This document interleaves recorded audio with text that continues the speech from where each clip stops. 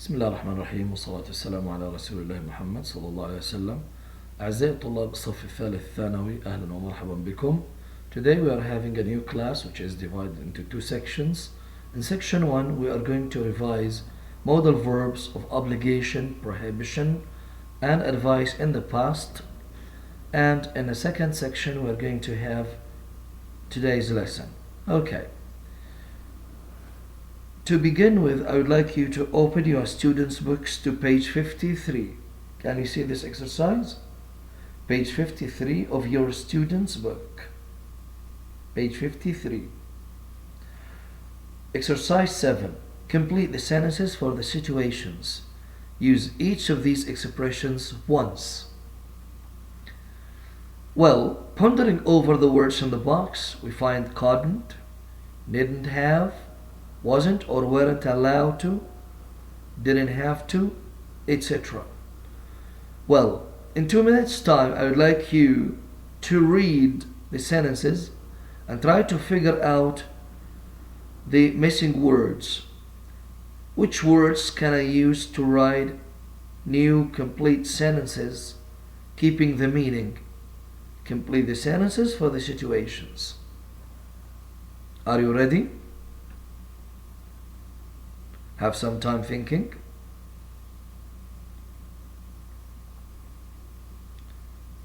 Number 1.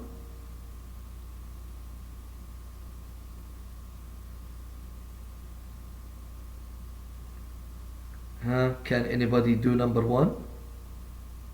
I did the exercises last night because they were obligatory. Which words from this box can we use to complete the meaning? To rephrase the first sentence, in the sense that to say it in other words. I would say I had to do the exercises last night. Yes, if you use had to, this means they were obligatory. Doing the exercises last night was obligatory. Okay? Would you like to do number 2? Taking food to my friend's house was optional for us, but we took some. What does it mean optional? It means that we had the choice whether to bring the food or not. Yeah. Which expression from the books can we use to rephrase this sentence? I can hear some good students say, we needn't have taken food to our friend's house. And do you think they took food to their friend's house or not? Of course they did. Yes, they did take food to their friend's house, even though it was not obligatory. Okay? Well, number 3, she didn't revise for the exam, and that was a big mistake.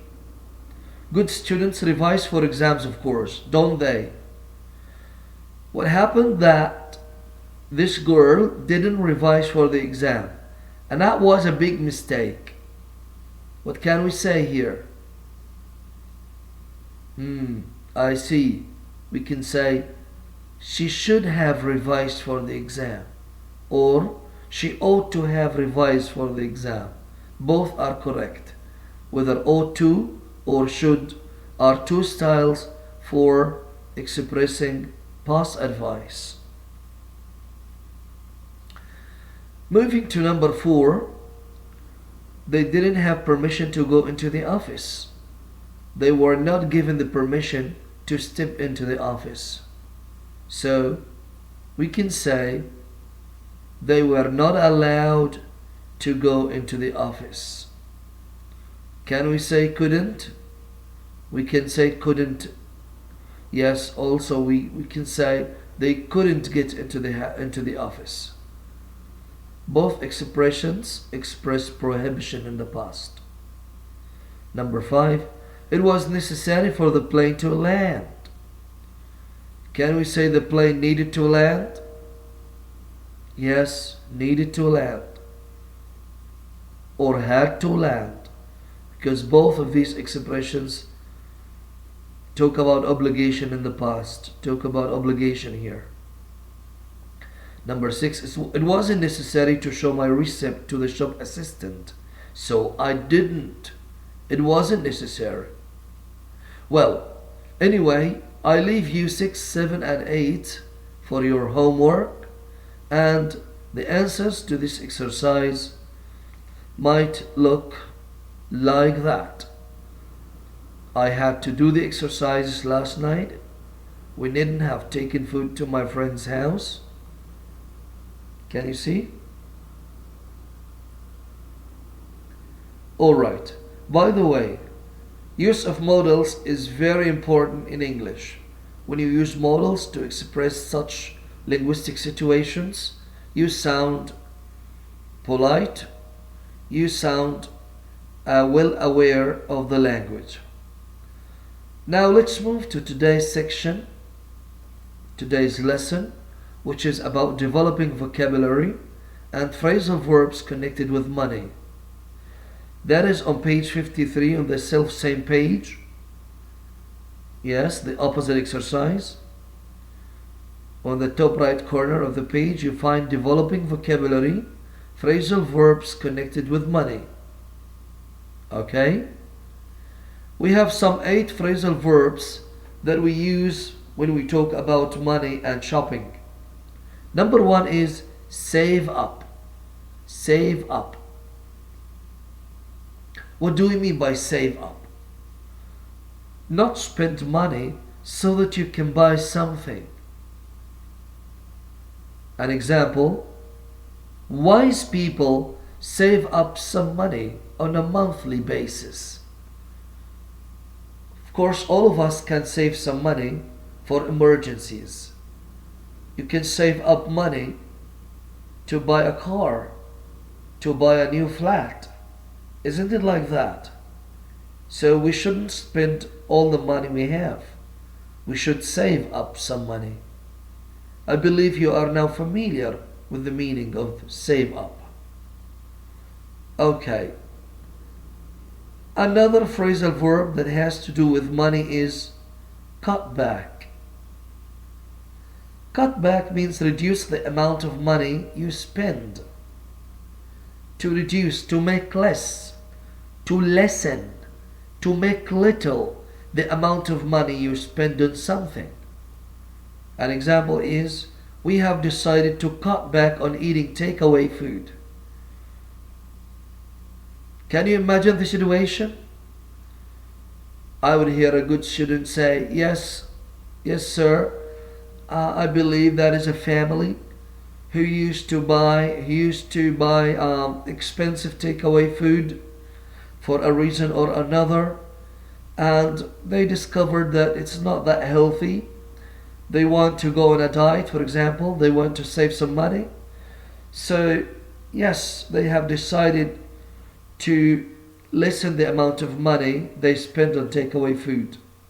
We have decided to cut back on eating takeaway food. Number 3, pay back. It's a good expression, pay back. Give someone the money they lent you. Yes.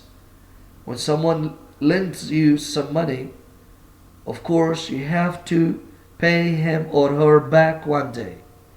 To pay back, to give somebody the money that you took from him. They lent you.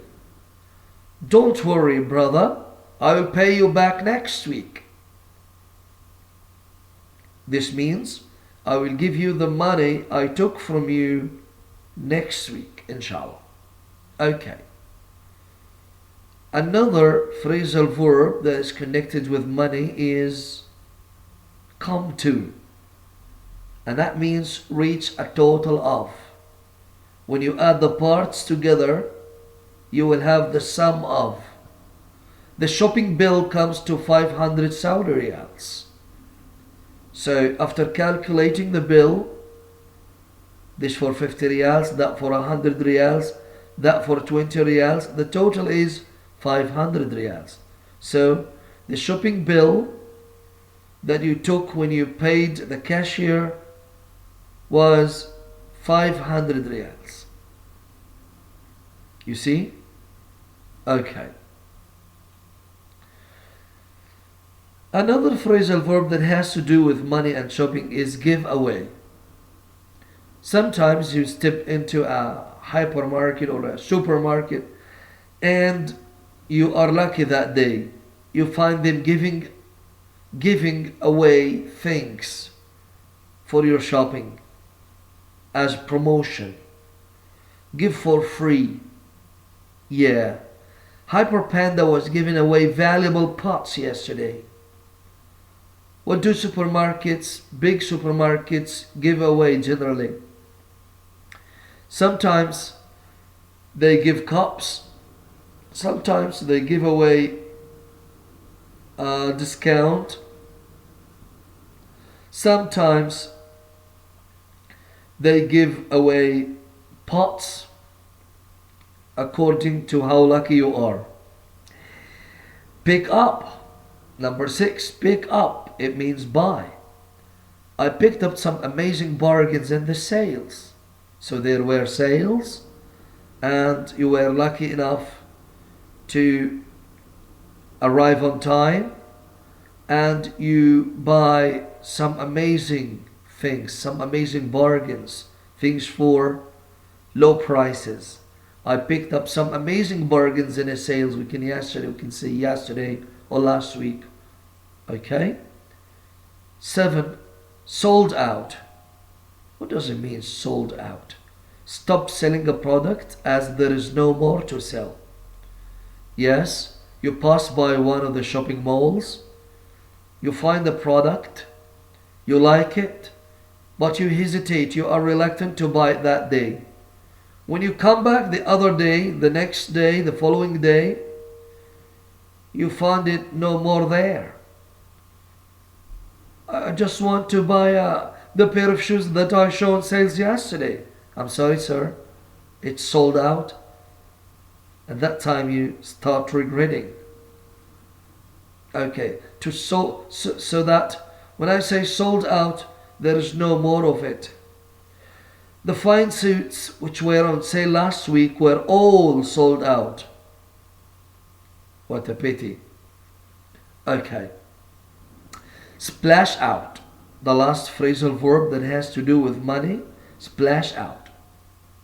Buy something expensive. To splash out is somehow slang. To buy something expensive. I splashed out on a new thobe yesterday. And instead of buying a thobe, an ordinary one, for 150 riyals, you bought it at 500 riyals. So you splash out. You pay a lot of money on that item. Well, gentlemen, of course there are many more phrasal verbs that have to do with money, but that is our lesson today, and these are the phrasal verbs that we know and that we have to memorize. Thank you so much for listening. I would like you to go to the worksheets and do related exercises. I'm happy to be with you today. Thank you so much, and wait for me for other classes. See you.